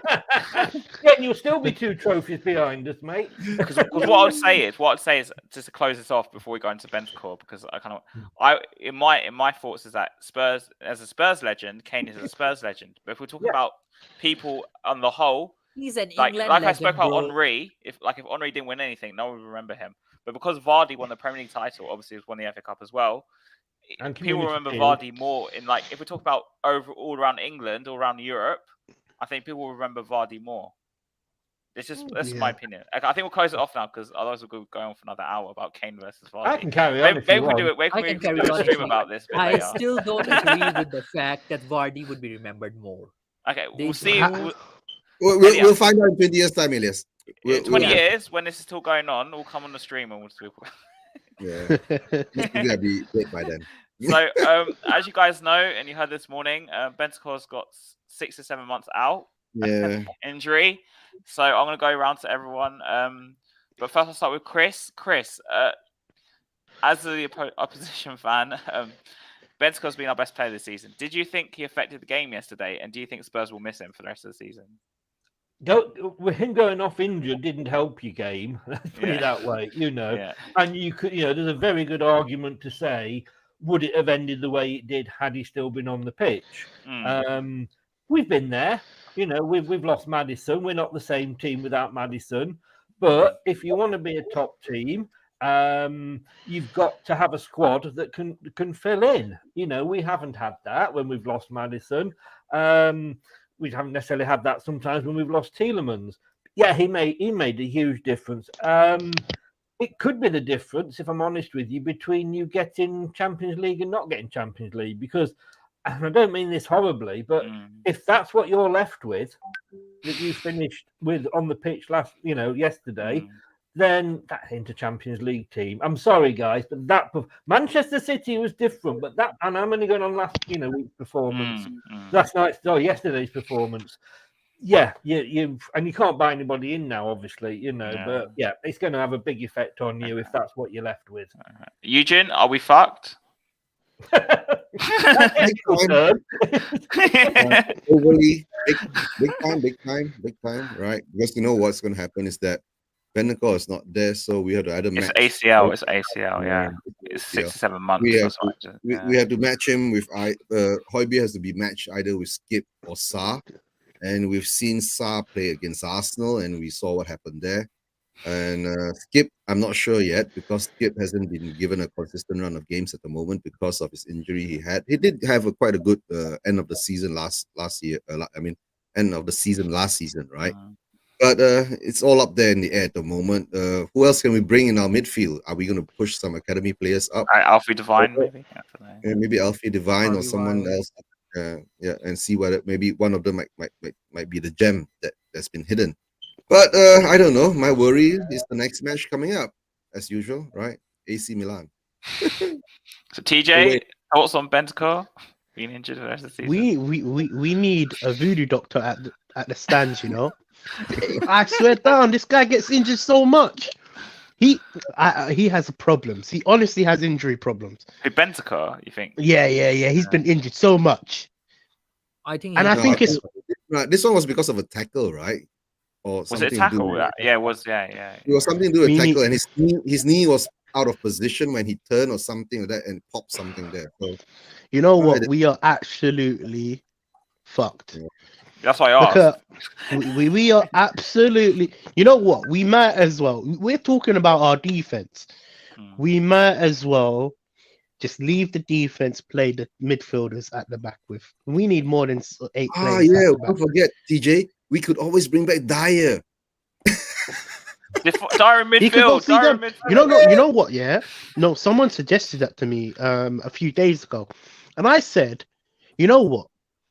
If we can call, I feel like he will do a job there. You know, I feel like because he's made to become a centre back, he don't like, you know, he's bad on the ball. I feel like if he's in the midfield, maybe he could do a job. bro, played there many have times you before. Have you actually seen Dyer when he used to play in midfield? Have you seen him really? Yeah, of course I have. Let's say what And- we want to say. There, And you still want him in midfield? Seriously? No, we got no choice. Wait. But wait, Papa Sarr and Oliver Skip. Dyer, it can't get any worse than Dyer. Come on. Let's be honest. We can even call Lo Celso back and Ndombele back. Can we call them back? You know, Can we do it? honestly, we can activate it to call them back because we need more midfielders, man. Like we're short. I feel like this window, us getting one player was the wrong move. We should have gone and attacking midfield, a Centre-halves. centre back, and a goalkeeper. But we wasted 30 days on a right back. I don't understand why it must have been a plan before the window, you know, before the window opened to say, okay, these are the positions we need. This is who I'm targeting. Let's get There's our no plan, deals TJ. There's no plan, TJ. I don't think there was a plan. We never have plans. But then if there's no plan, as Tottenham, where are we going? There should be some form of plan. We are going to the planning commission, right, to get our Build some hotels, done and get 800 residences to be built near around Tottenham area. The high Yes, road. Do you think Oliver Skip and Papa Sarr are going to be able to play? Are going to be able to be even Højbjerg's looking iffy as well. Let's be honest with you. Yeah. Yes, because he's first team. Yeah, I'm turning a blind eye. But even Højbjerg, I'm even starting to suggest we need to replace him. How many players can we replace in one window? That's the thing. We need we need to reset. Yeah. You know If we what? spend Yeah, money and we can replace all of them. We don't spend the money, do we, Eugene? we need to reset. You know that big red button, Yeah. reset. Boom. We just have to have a reset. So Because Elias, all right. You know, can I be controversial here? Yeah, I'm going to be okay. controversial here. I'm fed up with arguing in the chat. First of all, I've got to say, you guys are, you know, I can remember being on the show with Eugene a while ago when you were joking about Leicester not being in the top 6. And that was a couple of years ago. Still haven't won anything. But no, what I'm going to say is, and this might be controversial, is I want you to look at Arsenal, right? hadn't won anything for years. They wanted Wenger out. They didn't want him there. They wanted the board and the owners out. They brought in Arteta. All they weren't happy. They moaned, and we want to be in the Champions League. We should be winning trophies because we're Arsenal, or what have you. But what they did was they actually, in fair play to the owners, they stuck by Arteta. He got the players out that were on huge salaries, that were causing trouble, the troublemakers, and he slowly rebuilt that club over a period of 2 or 3 seasons. But being a top 6 club, Arsenal wanted it straight away. But look at them now. The chances are they're going to win the Premier League, and they deserve to win the Premier League. But they've had that period of 2 or 3 seasons where they've got what they believed was the right manager in. They backed him. And all right, they've still got the same owners, still got the same people at the top. Maybe that's what Spurs need to do. If it's going to be Conte, and I believe he is a good manager, he is a winning manager, but it's got to be a long-term project, maybe. And maybe you've got to get rid of the likes of Kane. And maybe it won't be a bad thing if you got rid of him and got somebody else in. The problem is we don't even know if it's going to be Conte. Well, no, this is That's the thing. the problem. This is the thing. There's no The problem point. is at least Arsenal had a plan and they knew it was Arteta. Yeah. So you need Tottenham, to get that plan. You need to get that. That's what I'm saying. The club need to get that plan and stick by. If it's Conte, it's Conte, whoever it happens to be, and give him a length of time. Look. Oh, no, I'm going to avoid that for a minute. Yeah. Vardy versus Kane stuff. I just. But I Chris, think that's what that's you've the got to problem look is at. Spurs. We'll have that debate on my channel one day. Yeah. No, the thing is that Chris, right? What we've seen, right, after Poch, right? Poch had 5 years with us, right? He was more or less the longest standing manager in the past 20 years that's been with us, right? If I'm not mistaken. Sorry, I'm not laughing at you. I'm just laughing at Jack Grealish falling over himself. There's no player within about a mile of him, and he fell over and was trying to. He was in take Emerson's pocket last MCD, week. no, the MCD game is on now, right? Anyway, No, sorry, mate. the thing is that after Poch, right? Somehow or another, our brilliant club owners decided to throw a spanner into our works, right? We got in Mourinho, where our chairman says there's been a admirer of him for the past 20 years. He brings us to a cup final, and he gets sacked, right? Then he brings in Ryan Mason, right? And then it took us 72 days or so to get Nuno in, and when Nuno came in, it was terrible, right? We weren't the Spurs that we were supposed to be. And then after that, when we got rid of Nuno, we brought in Conte. So within the last 3 years, Mourinho, you mean? No, after Nuno, it was Conte. Mourinho. Yeah. Mourinho was before Mason. Mourinho, Mason. Yeah, Mourinho, Mason, Nuno, Conte. I think, yeah. It's just a joke that how many managers we've had. Yeah, It's just a joke. It's a joke. And to tell the truth, right? Remember, I think 2 years ago, while we were going through the 72 days, right? I already started to say, why didn't we bring Eddie Howe? And everybody was thinking it was a joke, bringing Eddie Howe. And look what Eddie Howe is doing now, right? Why didn't we just bring in Eddie Howe, give him the chance to try, right? But no, because you must understand, our owners has gone to the stage, right? They've been pushed because we have the big shiny stadium that we have and all that. The income is coming in, all that. We must get the elite managers, right, to match our ambition, which is actually not the football. So I wanted to touch on this point because obviously the Conte talks kind of driven a lot more on social media. So Elias, are you Conte in, Conte out? And do you think he's the right man I'm for the job? Conte in all the way. Yeah, So you think he's the right man for the job?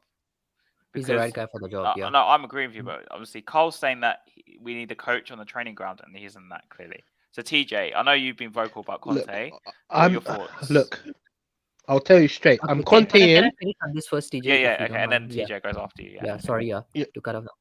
Go and Go look on, at Conte's tactics and study a bit about Conte and on internet, on books and all that, and you will realize actually what that guy's tactic is all about and what that system is all about. And then you'll realize, okay, whether he's the right man for this job or not. Don't be a lazy guy just reading here Twitter and Instagram and just say that, okay, this is what Twitter say, this is what one person's tweet or one channel, you hear this thing that, oh, Conte is not the right man for this job. Don't just believe it. Read it yourself. dig it out, and then you'll realize whether Conte is the right man for this job or not. That's all I have to say Agreed. to the Spurs podcast. Agreed. Well spoken. TJ, thoughts on I'm a Conte in. Yeah. Yes, I am Conte in. However, if Conte is not going to sign the contract, I'm Conte out. Because then we need to get someone in. We need to get someone in that is going to have a plan, a journey, whatever you want to call it. At least then we know where we're going.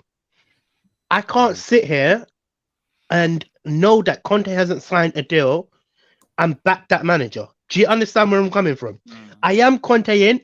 I really want him to sign, because believe me, at least then we can kind of move forward and say, okay, he's going to stay here for another season or two.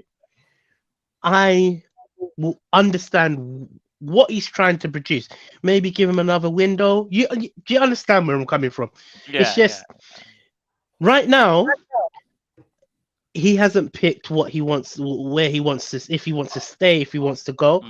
So if Conte's just stalling and not really signing a deal, owners find a new manager, in my opinion, because there's no point. There's no point of you backing someone that is not going to stay here for a long period of time. I know we do have 1 year extension, but even if we do activate that extension, my problem is Conte doesn't want to be at Spurs. Do you understand where I'm coming from? So there's no. Sorry, TJ, because you brought this up earlier. Do you think the players are still playing for him or not? Right now, no. You don't think they're playing for him? Okay. No. The reason. Can I have a say in this? Next. Right? Yeah. Okay. Right. It doesn't matter whether Conte in, Conte out, Conte should get all about, because our club has never backed our managers from day one, from Harry Redknapp time, Martin Yeo time. All the managers are never backed by our owners, because our owners have their own agenda about players, the type of players they want to buy, the type of players they can sell on a profit. And in the end of the day, they hang on to the players until they die, right? And give them extensions, right? And give them extensions in their contracts, right? And you can't sell them, make £500 million mistake on recruitment and still not be accountable and not be responsible for the stupid actions they've taken, right? It doesn't matter. You can bring in Pep in tomorrow, right? If MCT goes, it will still be the same guys. The same shit. The same shit. Wash, repeat, rinse. You can see that, right? That's the problem with our Spurs fans. We are all, sorry to say, deluded. Yep, we are. We are all deluded because our owners have mindset programmed us to become like this. Simple as that, right? Our fan and the base few of is us the are waking, worst. no, the few of us who are waking up now are actually standing up to have a voice. And we are the minority being suppressed. We are, unfortunately. We are the minority. So that's why I've come to the conclusion, right? From the day one when I started my channel, I said I've been a 40-year Spurs fan. I've seen the ups, the downs, the sugar times, the mid-table shit and all that. But if Levy just came out and told us, but to tell the truth, he has not lied. When he bought over Spurs, he was in for the investment. That he has not lied. But along the way, the stories he has said, he's been lying to us over and over again. Remember, Aston Villa game, the program came out. We misspent 250 million. We're going back to our old the Spurs DNA. We're going to play the Spurs way again. What happens next? Right? After Mourinho, we bring in Nuno. That's weird, right? Nuno isn't the Spurs way, right? So why all the lies? Just come and tell us, right? Yo, fans, I want your money, right? Give it to me now, right? And I'm not going to give you shit, right? But you still support us. Woohoo! That's all. And I accept it. That's why I keep saying I respect Mike Ashley more than Daniel Levy, because Mike Ashley gave it to the Newcastle fans. Yeah, and he was honest with him, wasn't he? Yeah, he was brutally honest, right? I think for me, I mean, one thing that you said there, Eugene, I will take up with you. It was mid-table shit. I mean, there are lots of clubs out there that would take mid-table shit because That's not shit at all. And in fairness, Manchester City, love them, hate them, argue about the, they were in the 3rd division, Yeah. in recent memory. They know that's proper shit. We've been down there. Yeah. We've nearly gone bankrupt twice at Leicester. That's proper shit. Mid-table is not shit, mate. That's why I'm saying our fans that's are the that's why problem. our fans are that's why our fans are deluded. Okay, think yeah. no, I'm Mid-table not talking is about not me. shit I'm for saying you guys. no, It's for us. no, It's for no. us. That's Shit. why I'm saying no, Chris, you don't understand because you for us, right, who have been like 20, 30, 40 years Spurs fans, right? Yeah, We've seen the ups and yeah. downs, right? That's why a lot of Spurs fans, right, are saying, "Oh, Daniel Levy is the best because, right, number We were one, mid-table like 20 years ago, and yeah, we're and not number now. one, right, 20 years ago, financially we weren't stable, right? Now we are very stable, right? We are so big now, right? To tell the truth, right? We can't fall. We are one of the clubs where we reached the billions, right? Once you reach that billion stage, we will never ever fall. You can say not because they won't let you fall because you're too big to fall, right? Number two, mid-table. We were hovering around there. Now we're consistently getting Europe. So they're all very satisfied because, like I said, this has been fed to our fans, right? Our ambitions have been programmed to be at that level. Simple as that, right? They If sold we- us the dream, basically, really. You yeah, could say. they sold us a dream, which the dream wasn't to win trophies, to be successful in the trophy sense, not the successful in winning things, right? The successful just being not where we were previously. Simple as that. And a lot of fans have bought into it, and a lot of fans are defending it. To tell the truth, I'm not against them personally or anything, but that's their right to feel that way, right? And to tell the truth, right, if we have been like Leicester or MCT, right, drop down 2 divisions, 1 division, right, and fight our way up again, then maybe we will value, right, that value, that kind of, that kind of feeling, right, being down and coming up. We've never been down since the Premier League started. The last time we've been down was what, 76, 77 time, right? Yeah, it was And- 70s. yeah. 76, 77, I was like 9, 10 years old. You get what I'm I saying? wasn't even born, so. Yeah, a lot of you guys weren't even born yet, right? I think me and Chris are the two. I remember you I- going down. I remember you going down. But Yeah, just Chris going back remembers to going what you were down. saying, though, it has to be a jigsaw because you can have the richest owners in the country, and it not work. Look at Everton. You can have one of the best managers in the country, and it isn't going to work. Look at Spurs. You can have some of the best players in the country, and it's not necessarily going to work. You need a combination of the three. Look at Chelsea, right? Yeah.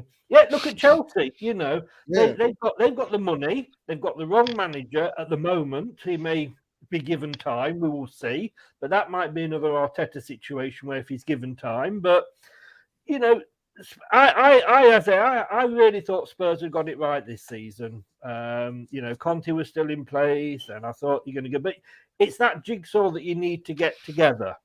But you've got to have owners that. I don't know, love isn't necessarily the word because That it's care. it's Care the care. care. That's the word. You've Love. got to have owners that care. I don't know how often your owners are at the game. Every They don't week. Every care. game. He's Every week. there every game, but he doesn't care, right? He don't care. He's Let me there tell just you for why show, he I don't care. guess. Let me tell you why he don't care. Tottenham are the highest ticket prices, highest shirt prices, highest Beer prices. highest beer prices.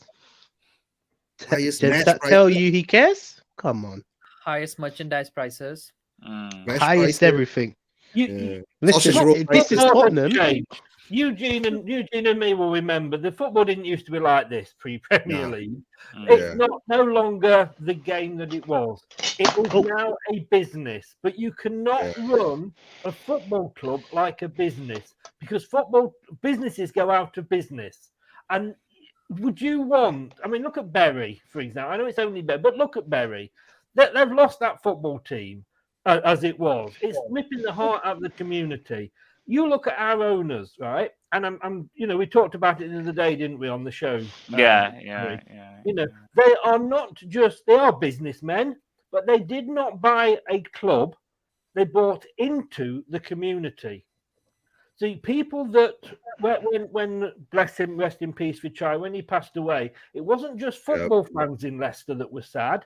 It was the people of Leicester, because he donated to the hospitals, he'd backed people, he was bringing in built a relationship with them, didn't he?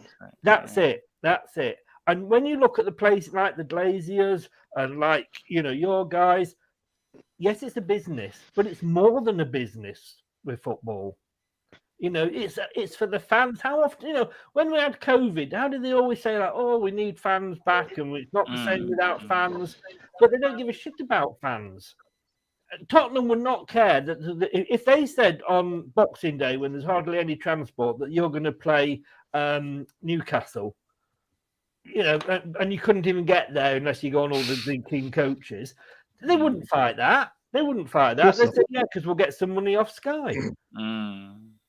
But that's our owners for us, Let's be honest with you.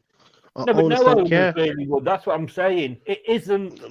It is a No, business, but yes, the and difference they is in it as well. Look, this price is Tottenham, where White Hart Lane is. Tottenham is a very poor area. Most of I live in Tottenham myself. I'm living in a council flat. My point is this: when you have the tickets skyrocket, the highest in the Prem, the shirts highest in the Prem, the beer the highest in the Prem, the Mercury. It just shows where the owner's mind is. Money, in my opinion. Yeah, TJ, to tell the truth, right? Most probably, 20 years time, your council flats are going to be gone. They're going to build. They're going to build something else, aren't they? Yeah, they're going to build something. They're going to build some luxury residential kind of thing over it. So that's the plan of Spurs, right? Did you watch the video that Levy came out with? Right? I've seen the quotes. I haven't watched it yet. I watched it. Right? He says he's the custodian of the club. Right? Oh my God. Yeah, he said that he's the custodian of the club, right? No, and then he turns around. Well, you know what he says, right? Yeah, no, he is the custodian of the club. What pissed me off most, right? There was one scene, right? He looks out from the stadium because he's sitting up in his office at the high end there. Lily White House. Yeah. He looks out and says that, all that area there, we're going to redevelop it. Wow. I was actually about to ask that when you had your shiny new stadium built. What did he do sort of in the area around it? Now they kicked everybody out and relocated them. I live where the stadium was for us. There was a lot of a lot of unused land and businesses that had been there years. And slowly, over the sort of 13 odd years we've had the owners, they've bought up every little bit of land between the stadium and the main road. That's going to be redeveloped into a music conference hall, shops. There's going to be some flats there as well. We're going to have a new fan store there.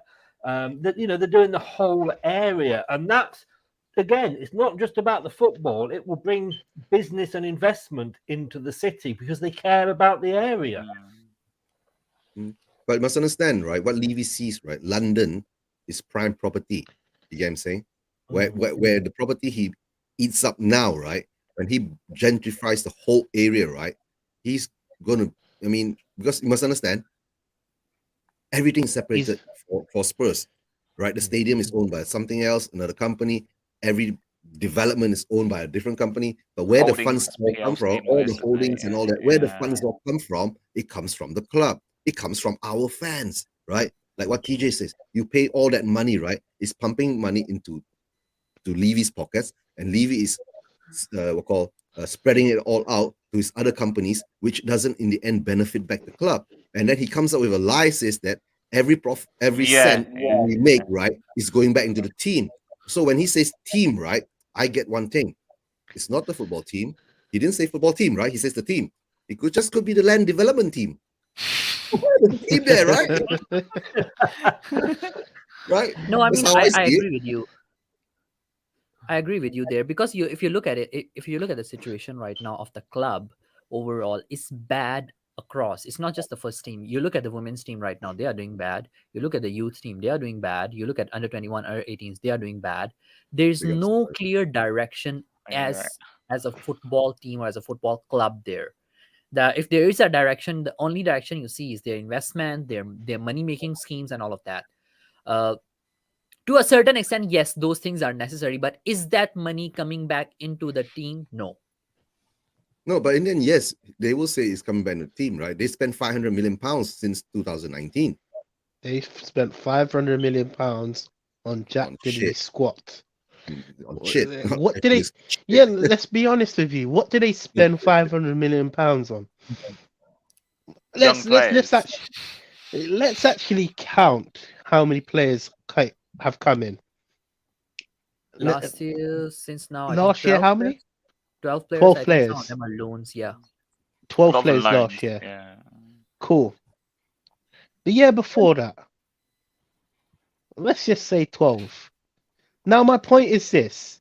If you're signing so many players and it's not reflecting on the actual pitch, Yeah. it proves to me there's no direction. We've run poorly. We've run really poorly. Yeah. The And it's recruitment's frustrating. horrible. Yeah. Anyway, I've got to go to Chris next because he's got to shoot off. Oh, yeah, So yeah. Chris, Oh, yeah, no worries. yeah, Chris. So some closing thoughts apart from destroying us, obviously. No, I mean, look. If you look up football fans in the dictionary, it says fickle. We all are. You know, you go from loving. I could say, go back 3 months, and I wanted Brendan hung, drawn, and Go on, quartered. yeah. Now, let's see where if he gets us top 10 after the season we've had, I want to give him another contract. You know, you've beaten Manchester City, so it can be done. You lost to us. So we're the team that you put 6 past earlier in the season. You know. I mean, you're going to get Europe this season, I'm pretty sure. And but the problem you've got is that's probably mainly because Chelsea and Liverpool have been so shite at the moment. But you will get Europe in some form. I just think you need the change at the top. I just think you do need to maybe get Levy out and get an Enoch out and get some owners in. And get a project. We all joked about, the process at Arsenal and trust the process. Yeah, I remember. Yeah, it's working for them, because they've got a plan, and have your owners got a long-term plan. That's the thing. No. I don't think they have any plan on the pitch, but that's just We have a plan. And I'll explain the plan to you later. plan In the for back room. buildings, plan for hotels, plan for cinemas. That. No. There's even bigger plan than that later. I'll explain it to you later. All right. So Chris, before we let you go, where can people find you? Leicester Till I Die TV, as you can see there on YouTube and all social platforms, it's under the same name. But thanks for having me on. No. I was probably more shocked than you were at the result yesterday. I don't know about that. Yeah, that's true actually. But it's one game. If we can play like that, I mean, it's the old joke, isn't it? By the way, Chris, please don't take the stuff personally. Yeah, it's just the Opinion, usual football discussions. No, it's opinions. No, it is opinions. Chris is fine. Don't worry, Chris is fine. This is old hand. Don't worry. Apologies. Mate. I would have been more surprised if you hadn't stood up for Kane. Because if the shoe was on the other foot, I would be defending Vardy and standing up for Vardy. We look, it's football, it's banter. We're not gonna have a world war over it. But Yeah. You might. Vardy versus Kane. Yeah, exactly. Yeah, but I really like to say, wish you. I have nothing against Spurs. I like Spurs, and I wish you the best for the rest of the season. Thanks, bro. Right. Take care, Chris. See you later. Take care, guys. Bye bye. Nice to meet you, man. Okay, Right, I want to address that comment he there. wants to They address the still comment. spent the money, the wrong players, maybe. Whose fault is it that the wrong players came in? Is it my fault? Is it Conte's fault that the wrong players came? Again, Paratici's fault. Levy. Yeah, is it The Don? even if it's Partici's fault, who hired Partici? Isn't it Levy? Saran, I think we have had this discussion multiple times on 2 or 3 different channels. I think I know where what you you're and I talking were on the about, panel, Yeah. and you are still making that same comment. So okay, even if it's scouting team, who hires the scouting team, man? Seriously. You know what? I'm Because just gonna this is lay not it the off first like time this. We've had this discussion. It's TJ, just- two I'm or gonna three lay times. I'm gonna lay it off like this. You buy a pair of shoes. The shoes are too small for you. What do? Whose fault is it? Is it their fault? You've said, oh, size 4, it don't fit you. Okay, then. They give you size 5. Oh, but you're size 10. That don't fit you. Whose fault is it? It's your fault. So it's the owner's fault. Yeah. He spends the money. He says, yes, I want this player. No. We've never backed our managers. And this is from Poch. Look at how long it took him to I'd argue it's have from his first Redknapp, window. TJ, because that's when I was leafy out from Redknapp. Like, Let me be honest with you. I can't even remember Redknapp. honestly, I'm mate, too young for that. January 2012. Yeah. Redknapp asked for Tevez and Cahill. We got Saha and Nelson. And he asked for Yeah. and Hazard actually. Hey, beat don't dish the New Zealand player, right? Okay, so Right. guys, we actually do have a game on Tuesday, unfortunately. So Elias, I'll go for you first. What changes would you make if you would make any, and how do you see this game going? And then Okay, give me also so match prediction score as well, because we're just going to wrap it up. I think it's pretty tough to predict the match score. I think 1-0 would suffice for us. If we I Do you was see it win. happening? For us. Sorry. Do you see it happening? Honestly, I think I am pretty disappointed. Actually, I just did a video yesterday with Will Stewart on this whole thing, on the Milan game, and we were doing the review. And then I realized actually after the Leicester game, it has all changed. It's no longer the same thing that or whatever we actually did in the video. But anyways, the video will be out tomorrow, on which I'm going to share some of my thoughts on the Milan game and with Will as well. So just catch up on my channel at Step Up Spurs. It will be out tomorrow, I think, early in the morning UK time. Yeah, around that time. Yeah. So you would. Well, what changes would you make to the personnel? None. Or are we just going to stick? I think I'll try to be a bit more pragmatic in the Emerson? midfield. Probably Emerson with Denuma or Emerson with Scape, something like that. You try and experiment something like this to be a bit more defensive in the midfield, because otherwise we would get dominated in the midfield. 3-0 Milan win. Best hope for us is to try to limit the damage they do to us. I mean, Always a I positive agree with your person, second Scott. sentence. I agree with your second sentence, but not the first one. Eugene, are you getting up to watch the game? I don't know what time it is in Yeah, Asia. of course, 4 a.m. in our time, right? 4 a.m. Wow. Yeah. Are you Yeah, going to quite bother getting up to watch this or not? Yeah, of course I'll get to watch it, right? I'm a Spurs fan. I'll watch every game I can, right? Unless something happens, I'm too tired of that. Okay, I'm going to tell you this, right? What I believe is Conte will more or less stick to the same type of players that he has. It'll be it is what it is, right? But as I see it, if I want to be more creative on what's happening, right? Most probably I'll put Austin in goal, right? I'll move Emerson Royal to right center back, right? Langley or Dyer in center back, right? And maybe Dyer or Davis, right? Or Davis on the left center No, back. why would you play Emerson as right center back, bro, when you have Romero? Romero's back. Yeah, I forgot. Yeah, okay. Romero's back. Romero's back. Okay. All right. Okay, if Romero's back, Romero, Dyer or Langley in center back, then Davis on the left. Then we will have, of course, Porro on the right wing back, and we've got no choice. We still have to put out our Perisic on the left wing back. In midfield, of course, we're going to be stuck with Skip and Sarr, right? Because Højbjerg is suspended, so we'll be stuck with Skip and Sarr, right? And then, of course, the front three will still be Son, Kulu, and Kane. That's how I see it. It'll never change. And of course, my score prediction is that we're going to get whipped by AC Milan. Whipped by AC Milan. Yeah, whipped, smacked. 3-0. 3-0. Whipped, cooked, and smacked, and then we'll come out with omelette. See, I think Giroud's going to score. I think it's almost guaranteed. TJ, any changes this Tuesday? No, I think Giroud is injured, apparently. Is he injured? Oh, we might All be right, so goalkeeper. Bear in mind, Leicester was out for 6 months. So Højbjerg suspended. Lloris is out as well. So. All right, goalkeeper. Okay, goalkeeper. I would have to just stick with Foster. I don't know, man. I don't know. Three at the back. Oof. Romero's back. Dyer. Long leg? I don't even know, man. Long leg. Yeah. I Emerson in or out? Do you think Emerson might? You know what? I would go with Emerson in this game I would as because well, I think, yeah. our midfield right now is not. I don't know. We might just have to bypass that midfield, or we what Conte could possibly do is play Son deeper What, as a midfielder? as a midfielder.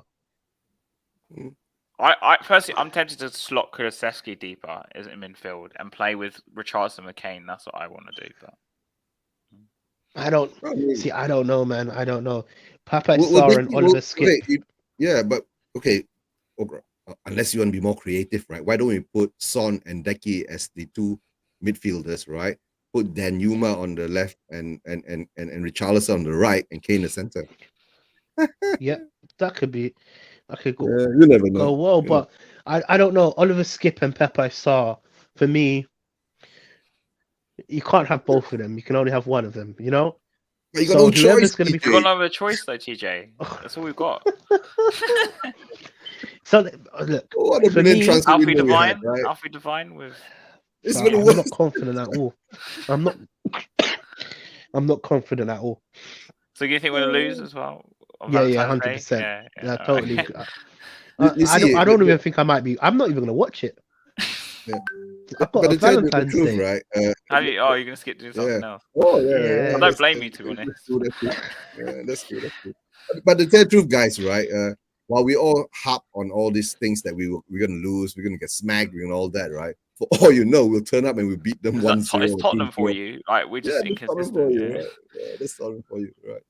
Right. I don't know. Okay, maybe so that's- before I wrap up the show, Elias, where can we find you?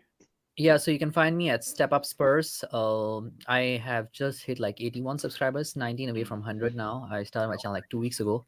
So yeah, I'll be doing my AC Milan review. I've already done it. It's already recorded. I've edited tonight, and by tomorrow it will be out. Yeah.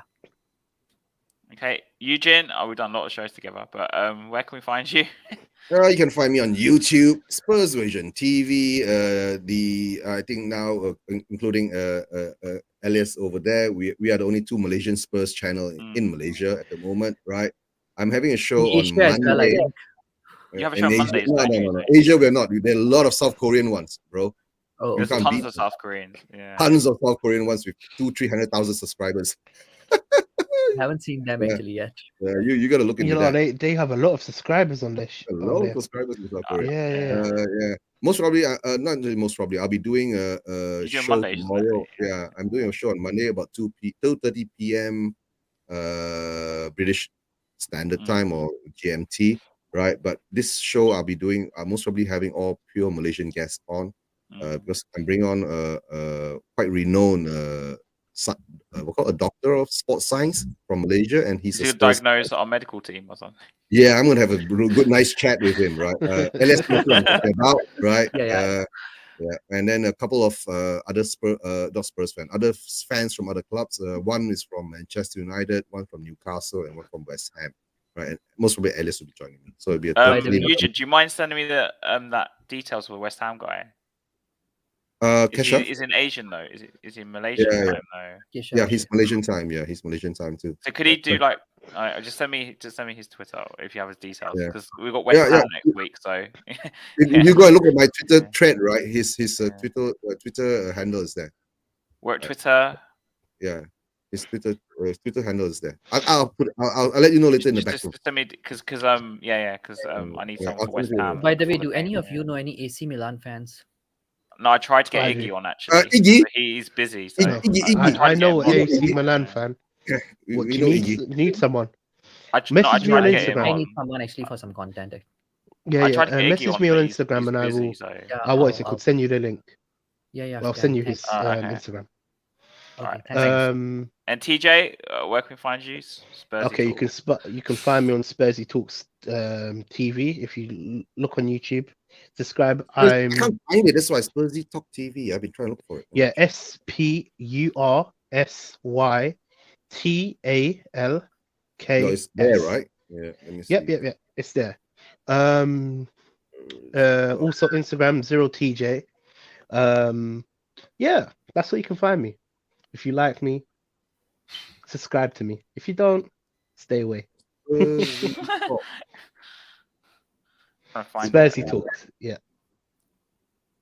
Spursy talks. Spursy talks.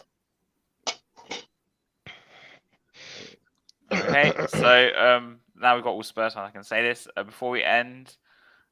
Yeah, let's hope we actually get a result on Tuesday. But come on, you Spurs! Come on, you Spurs. Come on, you Spurs! From Spurs.